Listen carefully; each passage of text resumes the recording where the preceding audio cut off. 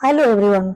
आज हम लोग पढ़ेंगे सीटेट 2021 पेपर 1 में बाल विकास एवं शिक्षा शास्त्र से जो प्रश्न पूछा गया था उस प्रश्न को पढ़ेंगे। ये आपका प्रीवियस ईयर क्वेश्चन है, ठीक है। प्रीवियस ईयर क्वेश्चन को जरूर पढ़ना चाहिए क्योंकि यही प्रीवियस ईयर क्वेश्चन आपकी परीक्षा के लिए बहुत ही लाभदायक होगी, क्योंकि प्रीवियस ईयर क्वेश्चन को पढ़ लेने से आपकी तैयारी बहुत ही अच्छी हो जाएगी और इसी आधार पर आपका प्रश्न पूछा जाता है। बहुत सारे प्रश्न आपको रिपीटेशन देखने को ही मिलेगा एग्जाम में, ठीक है। तो बेसिक तैयारी के लिए आप प्रीवियस ईयर क्वेश्चन को जरूर पढ़िए, ठीक है। तो हम आपके लिए लगातार जो प्रीवियस ईयर क्वेश्चन है हम लेकर आते हैं। हमारे चैनल पर आप नए हैं तो चैनल को जरूर सब्सक्राइब कर लीजिएगा ताकि इस तरह की जो भी वीडियो हम लेकर आएंगे इसकी जानकारी सबसे पहले आपको मिल जाएगी। चलिए शुरुआत करते हैं। वर्ष 2021 में बाल विकास एवं शिक्षा शास्त्र से जो प्रश्न पूछा गया था उस प्रश्न को पढ़ते हैं। देख रहे हैं यहाँ पर लिखा हुआ है तिथि 21 दिसंबर 2021, ठीक है। 21 दिसंबर 2021 को जो एग्जाम हुआ था सीटेट पेपर 1 का, जिसमें पेपर 1 में जो प्रश्न पूछा गया था आपका बाल विकास एवं शिक्षा शास्त्र सीडीपी से, उस प्रश्न को पढ़ेंगे। चलिए शुरुआत करते हैं पहला प्रश्न से। देखिए पहला प्रश्न आपके सामने है। पहला प्रश्न कहता है रीना कक्षा में दी गई किसी भी समस्या को सुलझाने के लिए अलग अलग तरकीबों से बारे में सोचती है, यह निम्न में से किसका प्रतीक है। रीना एक छात्रा है, ठीक है। वह किसी समस्या को सुलझाने के लिए अलग अलग तरकीबों के बारे में सोचती है, तो इस तरह का जो सोच है यह किसका प्रतीक है। तो यह प्रतीक है आपका अपसारी चिंतन का, ठीक है। अपसारी चिंतन का प्रतीक है।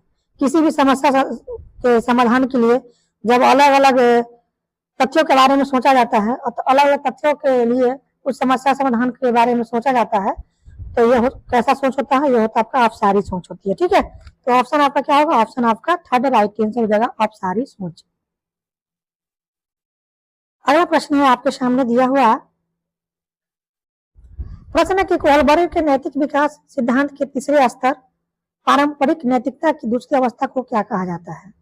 कोहलबर्ग के नैतिक विकास सिद्धांत के तीसरा स्तर जो होता है ना, यह कौन सा स्तर होता है, यह होता है आपका पारंपरिक नैतिकता स्तर होती है, ठीक है। पारंपरिक नैतिकता स्तर होती है। और इस स्तर की दूसरी अवस्था को क्या कहा जाता है। पारंपरिक नैतिकता के स्तर की दूसरी अवस्था को क्या कहा जाता है, बताइए राइट आंसर क्या होगा। इसको कहते हैं सामाजिक समझौते और व्यक्तिगत आधार अभिविन्यास। क्या कहते हैं, सामाजिक समझौते और व्यक्तिगत आधार विन्यास कहते हैं। कोहलबर्ग के नैतिक विकास सिद्धांत के तीसरे स्तर जो कि पारंपरिक नैतिकता का स्तर होती है, इसकी दूसरी अवस्था को कहते हैं सामाजिक समझौता और व्यक्तिगत आधार अभिविन्यास। अगला प्रश्न है आपके सामने। प्रश्न एक रचनावादी परिप्रेक्ष्य में बच्चों को किस प्रकार समझा जाता है। एक रचनावादी परिप्रेक्ष्य में बच्चों को किस प्रकार समझा जाता है। इसमें किस प्रकार समझा जाता है बच्चे को, तो छोटे वयस्कों के रूप में समझा जाता है, छोटे वयस्कों के रूप में समझा जाता है। एक रचनावादी परिप्रेक्ष्य में बच्चों को किस प्रकार समझा जाता है, तो छोटे वयस्कों के रूप में समझा जाता है। तो ऑप्शन आपका क्या होगा, ऑप्शन आपका फर्स्ट राइट आंसर होगा, छोटे वयस्कों के रूप में।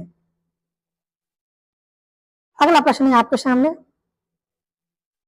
राजू 61 के स्थान पर 16 लिखता है और बी और डी अक्षरों में अक्सर भ्रमित रहता है, यह किसका प्राथमिक लक्षण है। पहला है शैक्षिक असहायता, दूसरा कथन है लेखन वैफल्य, तीसरा है कथन पठन वैफल्य और चौथा कथन है स्वल्पता विकार। क्या होगा, 61 के स्थान पर 16 लिखता है और बी और डी के अक्षर में वह क्या है, भ्रमित रहता है, तो यह किसका लक्षण है, बच्चों में किस प्रकार का विकार है। तो देखिए 61 के स्थान पर 16 लिखता है और वह बी और डी के अक्षर को नहीं पहचान पाता है, बी को डी पढ़ता है, तो इस तरह का जो विकार होता है ना बच्चों में, इस विकार को कहते हैं पठन वैफल्य, डिसलेक्सिया जिसको कहते हैं। इसमें बच्चे जो है ना शब्दों को सही से नहीं पढ़ पाता है, शब्दों को का जो शब्द होती है उसको उल्टे क्रम में पढ़ता है। जैसे बी को डी पढ़ेगा, ठीक है, और 61 को 16 पढ़ेगा। तो इस तरह का जो विकार बच्चों में पाया जाता है, इस विकार को कहते हैं डिसलेक्सिया इंग्लिश में, और हिंदी में कहते हैं पठन वैफल्य। ठीक है, इंग्लिश में डिसलेक्सिया कहते हैं और हिंदी में इसका नाम है पठन वैफल्य। इसमें बच्चे अक्षरों को पढ़ने में कठिनाई महसूस करते हैं। ठीक है, अक्षरों को उल्टा करके पढ़ता है, जैसे शक को साबक पढ़ेगा। ठीक है, तो इसमें शब्दों को उल्टा करके पढ़ता है बच्चे और शब्दों के पहचाने में कठिनाई महसूस करता है। बी को डी पढ़ेगा, साबक को शक पढ़ेगा। तो बच्चे जो है ना, इसमें शब्दों को उल्टे क्रम में पढ़ेगा, शब्दों को अक्षर पहचानने में वह कठिनाई महसूस करता है। तो इस तरह का जो लक्षण पाए जाते हैं बच्चों में, इसको कहते हैं डिसलेक्सिया इंग्लिश में, और हिंदी में कहते हैं पठन वैफल्य। ठीक है, पठन वैफल्य, इस यानी पठन वैफल्य जो है पढ़ने संबंधी विकार होती है बच्चों में। बच्चों में पढ़ने संबंधी जो विकार होती है उसको कहते हैं पठन वैफल्य यानी डिसलेक्सिया। ठीक है, याद रखिएगा। तो ऑप्शन आपका क्या होगा? ऑप्शन आपका थर्ड राइट आंसर हो जाएगा। अगला प्रश्न है, प्रश्न एक, रचनावादी कक्षा में निम्न में से किस पर महत्व दिया जाना चाहिए? एक रचनावादी कक्षा में निम्न में से किस पर महत्व दिया जाना चाहिए? पहला कथन है निर्माणात्मक आकलन, दूसरा कथन है मानकीकृत एवं समरूप आकलन, तीसरा कथन है संकलनात्मक आकलन और चौथा है एक आयामी आकलन। इन चारों में से कौन सा सही कथन होगा एक रचनावादी कक्षा के लिए? बताइए। तो देखिए, एक रचनावादी कक्षा में निर्माणात्मक आकलन पर निर्माणात्मक आकलन को महत्व दिया जाता है। एक रचनावादी कक्षा में निर्माणात्मक आकलन पर, ठीक है, ध्यान दिया जाता है, यानी निर्माणात्मक आकलन को महत्व दिया जाना चाहिए। ठीक है, तो ऑप्शन आपका क्या होगा? ऑप्शन आपका फर्स्ट राइट आंसर हो जाएगा। ठीक है,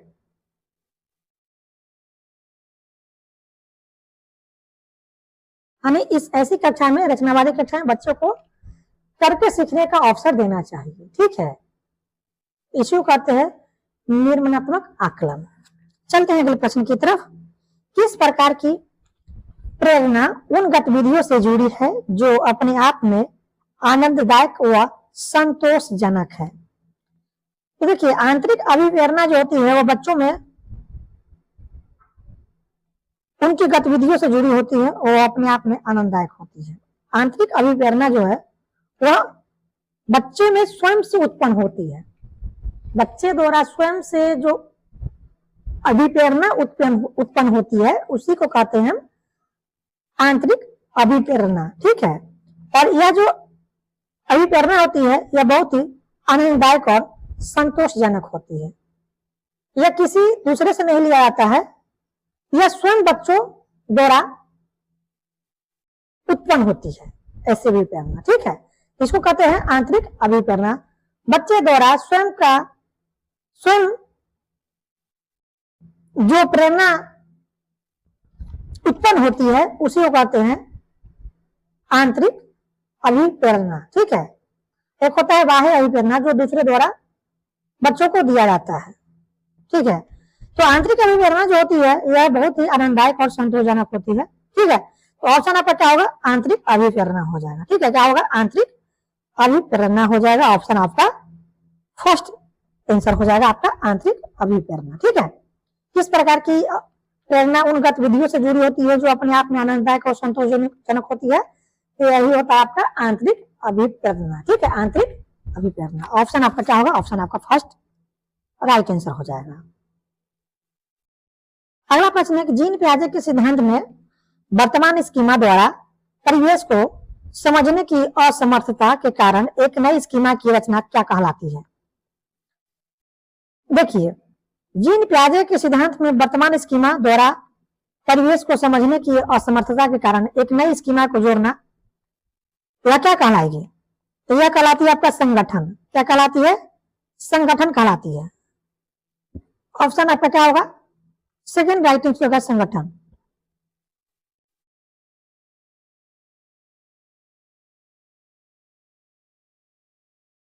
अगला प्रश्न की पियाजे के अनुसार कौन सा संप्रत्यय या रूपरेखा है जो सूचना को संगठित और निर्वाचन करता है? पियाजे के अनुसार कौन सा संप्रत्यय या रूपरेखा है जो सूचना को संगठित और निर्वाचन करता है?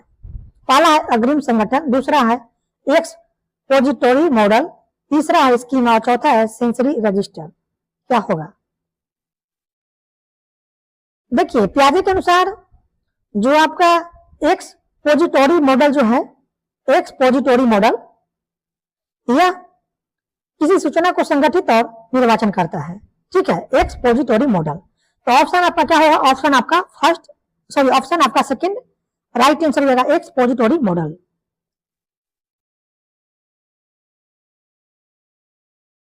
अगला प्रश्न है, एक शिक्षिका अपनी प्राथमिक कक्षा में अर्थपूर्ण अधिगम को कैसे बढ़ावा दे सकती है?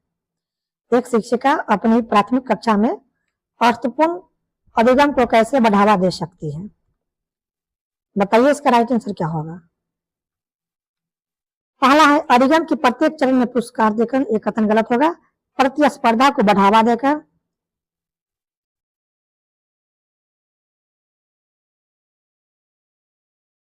तीसरा है रटंत तथा अभ्यास द्वारा, रटंत और अभ्यास द्वारा आप इसे नहीं कर सकते हैं। ठीक है, रटंत और अभ्यास द्वारा जो है ना आप अर्थपूर्ण अधिगम को बढ़ावा नहीं दे सकते हैं, तो ये भी कथन क्या है? गलत हो जाएगी। चौथा है विषय वस्तु का विद्यार्थियों के जीवन के साथ संबंध स्थापित करके। हाँ, विषय वस्तु का विद्यार्थियों के जीवन के साथ संबंध स्थापित करके आप अर्थपूर्ण अधिगम को बढ़ावा दे सकते हैं। ठीक है, हमें जिसमें बच्चों से संबंधित विषय वस्तु हो उसको हम करते हैं अर्थपूर्ण अधिगम। ठीक है, तो अर्थपूर्ण अधिगम को बढ़ावा देने के लिए विषय वस्तु का विद्यार्थियों के जीवन के साथ संबंध स्थापित करके आप अर्थपूर्ण अधिगम को बढ़ावा दे सकते हैं। तो ऑप्शन आपका क्या होगा? ऑप्शन आपका फोर्थ राइट आंसर हो जाएगा। चलते हैं अगले प्रश्न की तरफ। अगला प्रश्न है शिक्षिका की अपने विद्यार्थियों से अपेक्षाएं या उपेक्षाएं कैसी होनी चाहिए? तो उनके अधिगम पर महत्वपूर्ण प्रभाव डालती है। शिक्षिका की अपने विद्यार्थियों से अपेक्षा या उपेक्षाओं उनके अधिगम पर क्या करता है? महत्वपूर्ण प्रभाव डालती है। तो ऑप्शन आपका फोर्थ राइट आंसर हो जाएगा। अगला प्रश्न है, प्रश्निक राष्ट्रीय शिक्षा नीति 2020 प्रस्तावित करती है। तो देखिए राष्ट्रीय शिक्षा नीति 2020 जो है ना, यह क्या प्रस्तावित करती है? तो यह प्रस्तावित करती है, पहला कथन है विद्यालय की पाठ्यचर्या की विषय वस्तु में कटौती। क्या यह कथन सही है? तो यह कथन सही नहीं होगा। विद्यालय की पाठ्यचर्या की विषय वस्तु में कटौती करना यह आपका राष्ट्रीय शिक्षा नीति यानी 2020 प्रस्तावित नहीं करती है। तो यह कथन क्या है? गलत हो जाएगा। दूसरा है विद्यालय की पाठ्यचर्या के लचीलेपन को बढ़ावा देना। हाँ, राष्ट्रीय शिक्षा नीति 2020 कहती है कि विद्यार्थियों के लिए पढ़ाई का बोझ कम करना, यानी पाठ्यचर्या कैसा होना चाहिए? लचीलेपन होनी चाहिए। तो यह कथन क्या है? सही होगी। तीसरा कथन है रटंत अधिगम को बढ़ावा देना। नहीं, विद्यार्थियों को रटकर पढ़ाना नहीं है, रटंत विद्या नहीं करवाना है उसको, रटंत शिक्षा नहीं देना है, रटंत अधिगम नहीं कराना है उसको। यह भी कथन क्या है? गलत हो जाएगा। विवेचनात्मक चिंतन को महत्व देना। हाँ, यह सही है, विवेचनात्मक चिंतन को महत्व देना। बच्चे जैसे जिस प्रकार से सोचता है, जिस तरह से पढ़ता है, उसी के अनुसार उसको पढ़ाई देनी चाहिए कक्षा में। ठीक है, तो विवेचनात्मक चिंतन को महत्व देना है। ये क्या कहती है आपका राष्ट्रीय शिक्षा नीति 2020? यह बात कहती है विद्यालय की पाठ्यचर्या की विषय वस्तु में कटौती नहीं है, एक कथन गलत। दूसरा, विद्यालय के पाठ्यचर्या के लचीलेपन को बढ़ावा देती है। ठीक है, विद्यालय की पाठ्यचर्या के लचीलेपन होना चाहिए, विद्यालय की जो पाठ्यचर्या उसमें लचीलेपन होना चाहिए, यह राष्ट्रीय शिक्षा नीति 2020 कहती है आपका। और विवेचनात्मक चिंतन को महत्व देना, ये आपका राष्ट्रीय शिक्षा नीति 2020 कहती है। ठीक है, तो ऑप्शन ऑप्शन आपका क्या होगा, ऑप्शन आपका सेकंड और फोर्थ राइट आंसर हो जाएगा। ठीक है, सेकंड और फोर्थ राइट आंसर हो जाएगा आपका कथन, जो कि किस ऑप्शन में दिया हुआ, ऑप्शन आपका फर्स्ट में दिया हुआ, ऑप्शन आपका फर्स्ट राइट आंसर हो जाएगा। अगला प्रश्न, निम्न में से कौन सी शिक्षा शास्त्रीय पद्धति एक रचनावादी कक्षा के लिए उपयुक्त नहीं है? पहला कथन तुरंत हुआ पुनः स्मरण, दूसरा है प्रयोगात्मकता, तीसरा है बहुयामी परिप्रेक्ष्यों का प्रोत्साहन और चौथा है सामूहिक सहयोग। इनमें से कौन होगा शिक्षा शास्त्रीय पद्धति का एक रचनावादी कक्षा के उपयुक्त नहीं होगा? तो देखिए, रटंत और पुनर्स्मरण, रटंत और पुनर्स्मरण जो है आपका शिक्षा शास्त्रीय पद्धति के लिए उपयुक्त कथन नहीं होगी। ठीक है, तो ऑप्शन आपका क्या होगा, ऑप्शन आपका फर्स्ट राइट आंसर होगा, रटंत। यानी शिक्षा अधिगम जो है ना रटंत पर आधारित नहीं होनी चाहिए, तो क्या है रचनावादी कक्षा के लिए उपयुक्त कथन नहीं होगी। ठीक है, तो ऑप्शन आपका क्या होगा, ऑप्शन आपका फर्स्ट राइट आंसर हो जाएगा।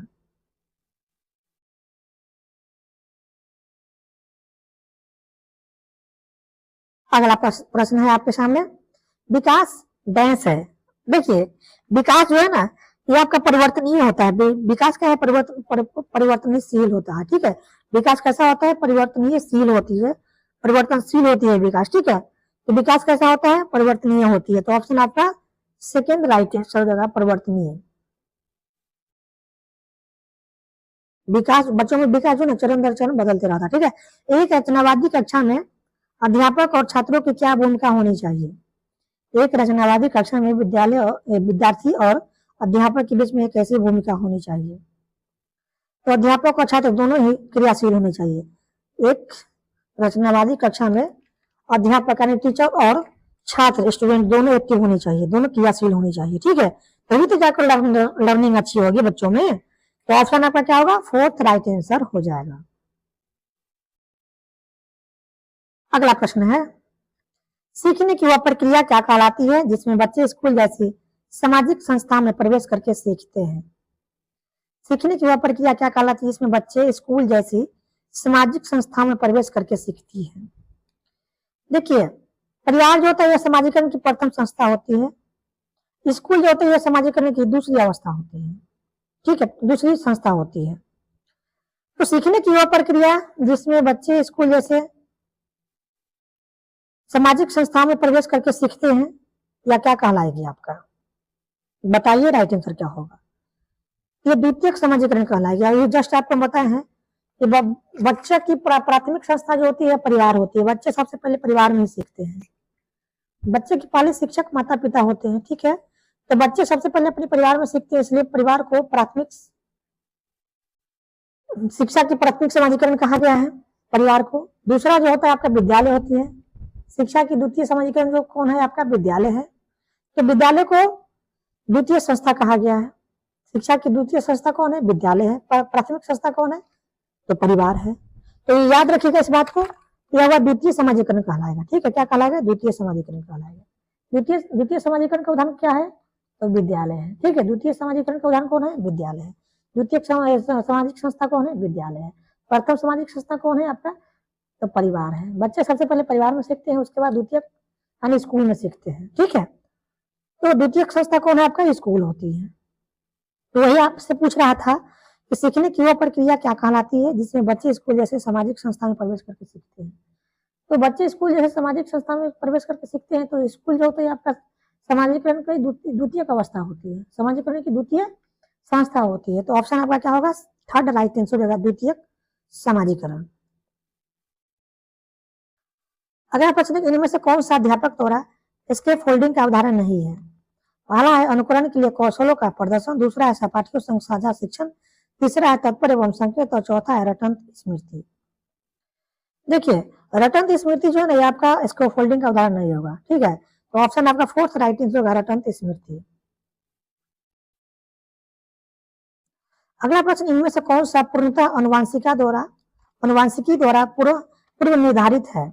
इनमें से कौन पूर्णतः अनुवांशिकी द्वारा पूर्व निर्धारित है? शिक्षा में रुचि, मित्रों का चयन, आंखों का रंग, शैक्षणिक सफलता। आंखों का रंग जो होता है ना यह पूर्णतः अनुवांशिकी पर निर्भर होती है। जैसे कहा भी जाता है ना कि अनुवांशिक जो होता है ये हमारे माता पिता द्वारा जीन द्वारा जो बच्चों में जो दिया जाता है, बच्चों में जो माता पिता का जो जीन जब प्रवेश करती है तो वो जीन द्वारा ना बच्चों की अनुवांशिक में परिवर्तन होती है। तो अनुवांशिकता जो है आपका बच्चों में पूर्व से पहले उनके माता पिता के जो जीन द्वारा जो उसको ग्रहण किया जाता है, तो इसको क्या कहते हैं, अनुवांशिकता कहते हैं। तो आंखों का रंग जो होता है ना, ये आपका अनुवांशिकता पर आधारित होती है। कहा भी जाता है कि किसी बच्चे का आंख जो होती है ना, उसके माता पिता पर चला जाता है। ठीक है, जैसे माँ की, जैसे कहने का मतलब कि किसी का पापा का यदि आंखों का रंग भूरी है तो उसके बेटा या बेटी का आंखों का रंग भूरे होने का संभावना होती है। तो ये सब क्या होता है, अनुवांशिकता के कारण होती है। ठीक है, तो अनुवांशिकता जो है ना, यह पूर्व निर्धारित होती है। अनुवांशिकता जो है ना, पूर्णतः अनुवांशिकता जो होती है यह अनुवांशिकी द्वारा पूर्व निर्धारित होती है। तो यह किसका उदाहरण है, आपका आंखों का रंग। आंखों का रंग जो है ना, यह पूर्णतः अनुवांशिकता पर आधारित होती है। तो ऑप्शन आपका क्या होगा, ऑप्शन आपका थर्ड राइट आंसर हो जाएगा, आंखों का रंग। चलते हैं अगले प्रश्न की तरफ। अगला प्रश्न है, वाइगोत्स्की के सिद्धांत के अनुसार निजी संवाद क्या कहलाता है। देखिए, वाइगोत्स्की के सिद्धांत के अनुसार जो निजी वाक होता है, निजी संवाद जो होती है, यह जटिल कार्य करते समय बच्चों को उनके व्यवहार संभालने में सहायता देता है। जैसे देखते हैं ना, कोई बच्चा काम कर रहा है, माने क्या हो, बोल भी रहा है, तो जो बोल रहा है ना, वह वाक जो उसके काम करने में सहायता उत्पन्न कर रहा है, काम करने में उसको सहायता प्रदान कर रहा है।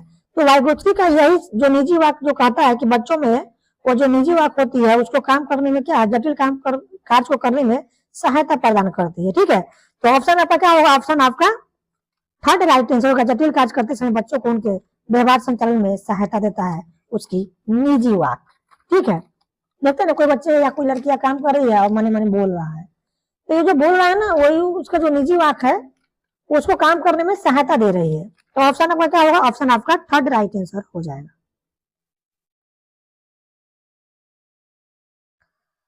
अगला प्रश्न है, लड़कियों को गुलाबी कपड़ों और गुड़ियों से जोड़ा जाता है और लड़कों को नीले कपड़ों एवं कारों से जोड़ा जाता है, यह किसको दर्शाता है। यह दर्शाता है आपका जेंडर रूढ़िवादिता को, जेंडर रूढ़िवादिता को दर्शाता है। लड़का और लड़कियों के बीच में जो आपको अंतर को दर्शाया जाता है, यह आपका जेंडर रूढ़िवादिता है। ठीक है, यानी लड़कों को जो है ना गुलाबी कपड़ा और सॉरी, लड़कियों को गुलाबी कपड़ा और गुड़ियों से जोड़ा जाता है और लड़कों को नीले कपड़ा और कारों से जोड़ा जाता है। कहने का मतलब है कि लड़कियां गुड़िया से खेलती है और लड़का कार चलाता है। फिर कहा जा रहा है कि लड़कियां गुलाबी कपड़ा पहनती है और लड़का जो है नीले कपड़ा पहनता है। इन दोनों के बीच में जो आपको दर्शाया जा रहा है अंतर को, यह क्या है, जेंडर रूढ़िवादिता है। जेंडर रूढ़िवादिता है, तो ऑप्शन आपका क्या होगा, सेकंड राइट आंसर होगा, जेंडर रूढ़िवादिता। यानी कहने का मतलब कि लड़कियां गुड़िया से खेलती है, लड़का क्या है, बॉल से खेलता है। तो ये दोनों के बीच जो अंतर आपको दर्शाया जा रहा है, किसका उदाहरण है, जेंडर रूढ़िवादिता का उदाहरण है। निम्नलिखित जानकारियां किस स्मृति पर संगठित होती है। बाइक की सवारी करने की प्रक्रिया, पहला कथन।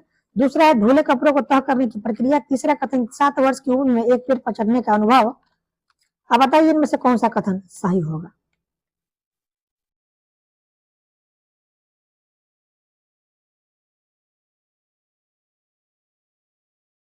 पहला है अल्पकालिक स्मृति, दूसरा है संवेदिक, तीसरा है ऑपरेशनल स्मृति और चौथा है दीर्घकालिक स्मृति। कौन सा होगा, यह होगा आपका दीर्घकालिक स्मृति होगा। ठीक है, दीर्घकालिक स्मृति होगा, ऑप्शन आपका फोर्थ राइट आंसर होगा, दीर्घकालिक स्मृति।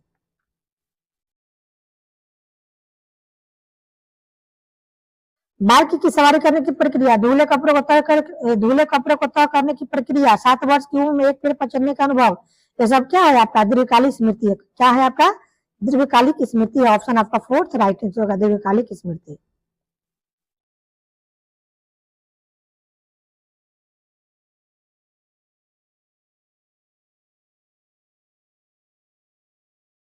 बच्चों की असफलता के संदर्भ में निम्न में से कौन सा कथन सही है। अगला क्वेश्चन है आपका कि बच्चों की असफलता के संदर्भ में निम्न में से कौन सा कथन सही है। पहला कथन है बच्चों की असफलता का कारण व्यवस्था द्वारा बच्चों की व्यक्तिगत जरूरतों को अनदेखी करना है। दूसरा कथन हाशिए पर रहने वाले समुदायों के बच्चे अकादमिक सफलता प्राप्त करने में सक्षम नहीं है। तीसरा कथन है वे बालक जो कभी स्कूल नहीं गए हैं अपने बच्चों की शिक्षा में रुचि नहीं रखते हैं। चौथा कथन है बच्चों की असफलता का गुणारोपण हमेशा उनके अनुवांशिक दोषों को किया जा सकता है। अब क्या होगा चारों में से सही कथन।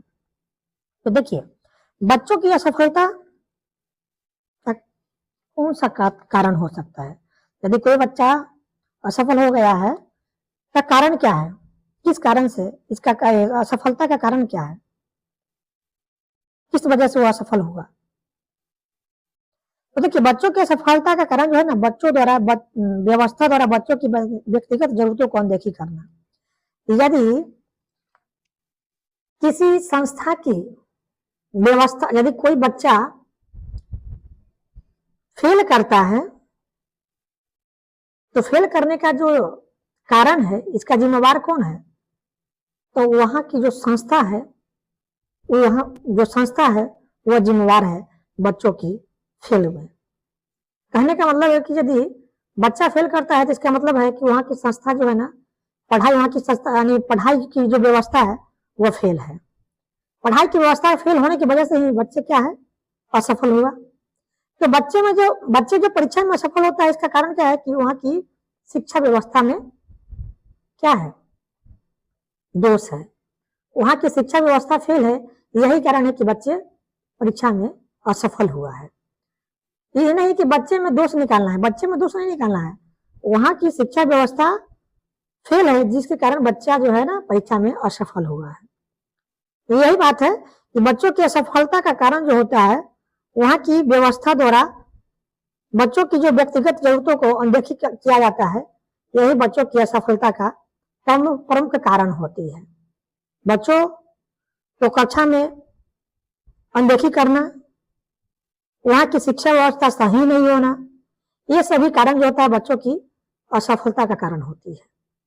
ठीक है, तो कोई बच्चा यदि फेल कर रहा है इसका कारण क्या है, तो वहां की शिक्षा व्यवस्था ही फेल है, इसलिए बच्चा फेल हुआ। तो ऑप्शन क्या होगा, ऑप्शन आपका फर्स्ट राइट आंसर हो जाएगा। बच्चों की असफलता का कारण जो होता है व्यवस्था द्वारा बच्चों की व्यक्तिगत जरूरतों को अनदेखी करना। फिर कि बच्चों पर ही दोष निकाल देना है, नहीं। कोई बच्चा यदि फेल करता है तो इसका मतलब है कि वहां की शिक्षा व्यवस्था फेल है।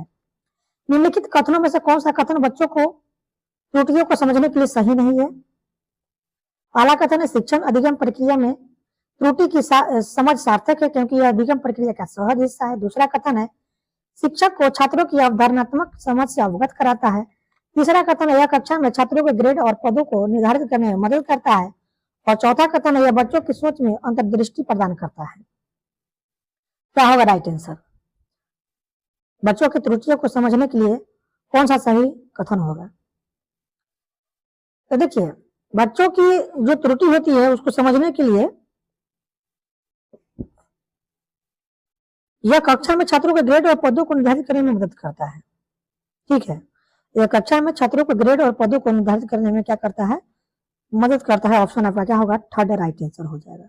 बच्चों की त्रुटियों को समझने के लिए कौन सा कथन सही होगा, तो यह कथन होगा आपका यह कक्षा में छात्रों के ग्रेड और पदों को निर्धारित करने में मदद करता है। ठीक है, चलते हैं अगले प्रश्न की तरफ।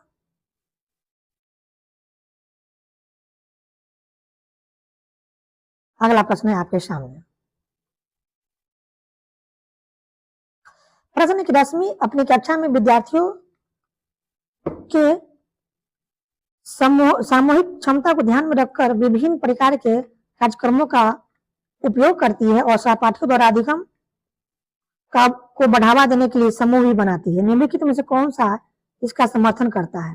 पहला लॉरेंस कोहलबर्ग का नैतिक विकास का सिद्धांत, दूसरा है बीएफ स्किनर का व्यवहारिक सिद्धांत, तीसरा है लय वागोत्स्की का सामाजिक सांस्कृतिक सिद्धांत और चौथा है सिमगर्ट फ्रायड का मनोवैज्ञानिक। कौन सा ऑप्शन सही होगा आपका। देखिए लय वागोत्स्की का सामाजिक सांस्कृतिक सिद्धांत, यह आपको कक्षा में बच्चों को सहपाठियों द्वारा अधिगम को बढ़ावा देने की या क्या है, सिद्धांत है। अरे वाइगोत्स्की का कहना है कि बच्चे जो है ना समाज से भी सीखते हैं, तो बच्चों का जो अधिगम जो होता है समाज और संस्कृति द्वारा भी अर्जित किया जाता है। तो ऑप्शन आपका क्या होगा, लय वाइगोत्स्की का सामाजिक सांस्कृतिक सिद्धांत। बट लय वाइगोत्स्की ने बताया था कि बच्चे जो है ना अपने आसपास के समाज और सांस्कृतिक से भी सीखते हैं। ठीक है, तो ऑप्शन आपका क्या होगा, ऑप्शन आपका थर्ड राइट आंसर होगा, लय वाइगोत्स्की का सामाजिक सांस्कृतिक सिद्धांत। ठीक है, चलते हैं अगले प्रश्न की तरफ। अगला प्रश्न है कि एक समावेशी कक्षा में विशेष बच्चों को किस प्रकार सहायता मिल सकती है। पहला कथन है व्यक्ति लक्ष्यों का निर्धारण करके, दूसरा है प्रतिस्पर्धात्मक संस्कृति, और तीसरा है सहयोगात्मक अधिगम, और चौथा है मानकीकृत अनुदेशन। क्या होगा सही कथन, एक समावेशी कक्षा में विशेष बच्चों को किस प्रकार सहायता मिल सकती है। देखिए, एक समावेशी कक्षा में विशेष बच्चों के लिए जो है ना व्यक्ति लक्ष्यों का निर्धारण करके, ठीक है, पहला कथन सही होगी। दूसरा प्रतिस्पर्धात्मक संस्कृति, ये नहीं होगा कथन। अब बच्चों को प्रतिस्पर्धात्मक संस्कृति के रूप में आप उसको समावेशी कक्षा में उसको आप जो बच्चे पढ़ने में तेज है उसके अनुसार बच्चों में विभाजित करके आप उसको नहीं पढ़ा सकते हैं। तो प्रतिस्पर्धात्मक संस्कृति, ये गलत हो जाएगा कथन। तीसरा है सहयोगात्मक अधिगम, तो हाँ, सहयोगात्मक अधिगम ऐसे करके आप बच्चे को एक विशेष प्रकार के जो एक विशेष बच्चे को आप इस प्रकार से सहायता आप दे सकते हैं समावेशी कक्षा में सहयोगात्मक अधिगम के द्वारा। तो तीसरा कथन सही हो जाएगा। चौथा है मानकीकृत अनुदेशन, ये भी कथन आपका गलत हो जाएगा।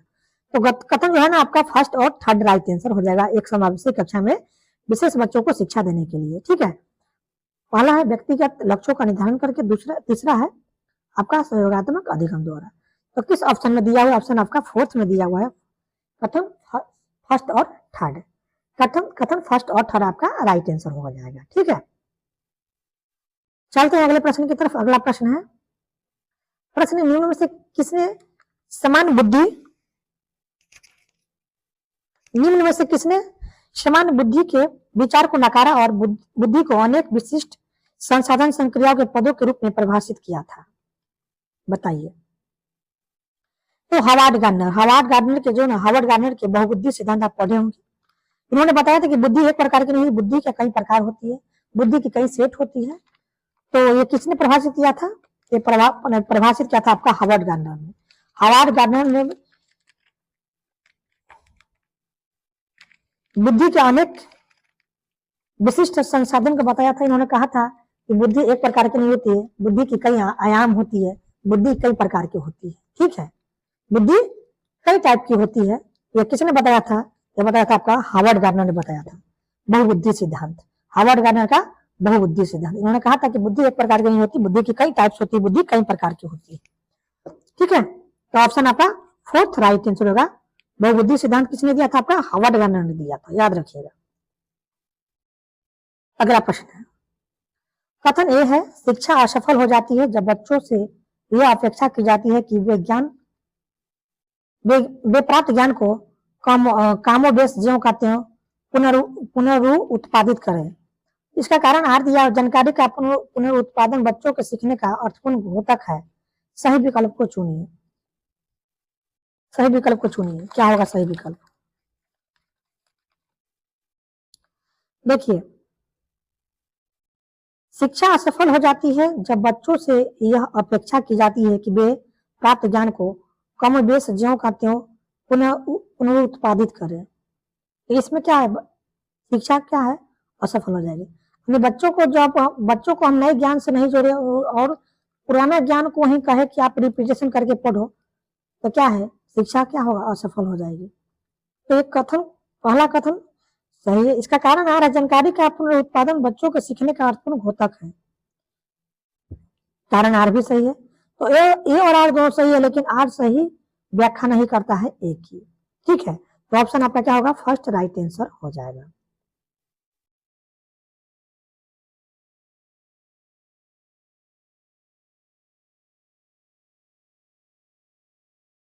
अगला क्वेश्चन है क्वेश्चन नंबर 27 है आपके सामने। प्रश्न एक, कक्षा में अध्यापिका विभिन्न जातियों के समूह वाले अधिगमकर्ताओं के लिए समावेशी वातावरण की रचना कैसे कर सकती है? पहला है कथन, अपनी उन अवधारणाओं को पूर्वाग्रहों पर विमर्श करके जो बच्चों के शैक्षिक अनुभव को सीमित करते हैं। दूसरा कथन है कक्षा में बच्चों की आकांक्षाओं की विविधता शामिल करके। तीसरा कथन है उन संस्थागत प्रतिमानों पर बल देकर जो समानता पर विशेष बल देते हैं। और चौथा कथन है स्वयं को मानन पाठ्यक्रम के अनुकूल पढ़ाने हेतु छात्रों को प्रोत्साहित करके। कौन सा कथन सही होगा बताइए? समूह वाले अधिगमकर्ताओं के लिए एक समावेशी कक्षा में किस तरह का वातावरण की रचना होनी चाहिए, ये आपसे पूछा जा रहा है। देखिए, समावेशी कक्षा में जो है ना, समावेशी कक्षा में समूह वाले बच्चों के अधिगम के लिए एक समावेशी कक्षा में अपनी उन अवधारणाओं को पूर्वाग्रहों पर विमर्श करना चाहिए जो बच्चों के शैक्षणिक अनुभव को सीमित करते हैं। पहला कथन सही हो जाएगा। तीसरा कथन है उन संस्थागत प्रतिमानों पर बल देकर जो समानता पर विशेष बल देते हैं। तीसरा कथन भी सही होगा। तो कथन 1 और कथन 3 सही होगा आपका समावेशी कक्षा के लिए। जो समूह वाले अधिगमकर्ता बच्चा होते हैं और समावेशी वातावरण को इस तरह से आप रचना कर सकते हैं कक्षा में कि बच्चों की जो संस्थागत प्रतिमान जो होती है उस पर बल देकर, समानता पर विशेष बल देकर के, ठीक है, चाहे किसी भी वर्ग के बच्चे हो, चाहे वो अमीर वर्ग के बच्चे हो या गरीब वर्ग के बच्चे हो या विशेष बच्चे हो, वो सभी बच्चों के लिए एक समावेशी कक्षा में समान बल देकर के आप समावेशी वातावरण को रचना कर सकते हैं। तो कथन 3 सही होगा। पहला है अपनी उन अवधारणाओं को पूर्वाग्रहों पर विमर्श करके जो बच्चों के शैक्षिक अनुभव को सीमित करते हैं।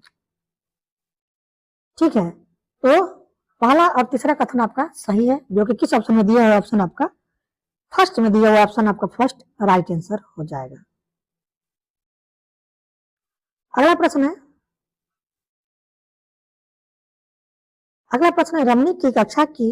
रमनी की कक्षा में एक दृष्टिबाधित छात्र है। एक समावेशित कक्षा के इस संदर्भ में उसे क्या निर्देशात्मक संयोजन करना चाहिए?